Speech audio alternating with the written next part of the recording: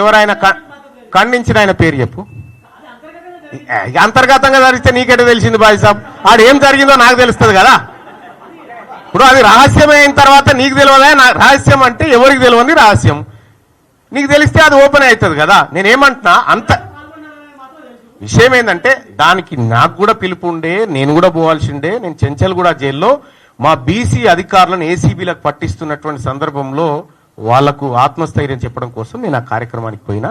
పిలవలేదనేది అబద్ధం. అది మేమందరం కూర్చొని మాట్లాడుకొని వాళ్ళు ఏం మాట్లాడుతుంది కూడా నాకు చెప్పి, అన్న ఇది అనుకుంటున్నామని చెప్పారు. మీరు ఖండించలేదనేటువంటి మాట కాదు, ఖండిగా ఖండించారు దాన్ని. బీసీ జేఏసీ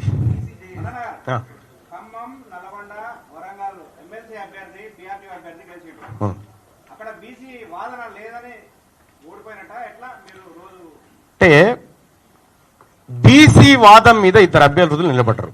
ఒకరు పూల రవీందర్ గారు, ఇంకొకరు సుందర్రాజ్ యాదవ్ గారు నిలబడ్డారు.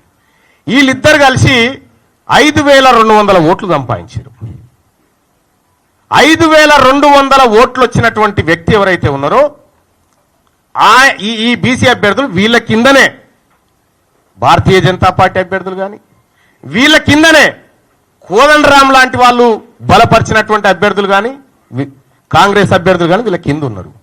అంటే 0 నుంచి 5200 ఓట్లు సంపాదించిన బీసీ వాదం 45-50 సంవత్సరాల పిఆర్టీయుకు బీసీ వాదానికి ఉన్న గ్యాప్ 800 ఓట్లు.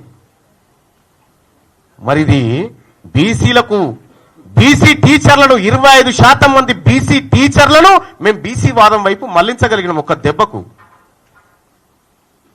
ఇంకా వాదం గురించి మాట్లాడేక్కడిది, ఇంకా బరాబర్ వాదం నిలబడ్డదాడ.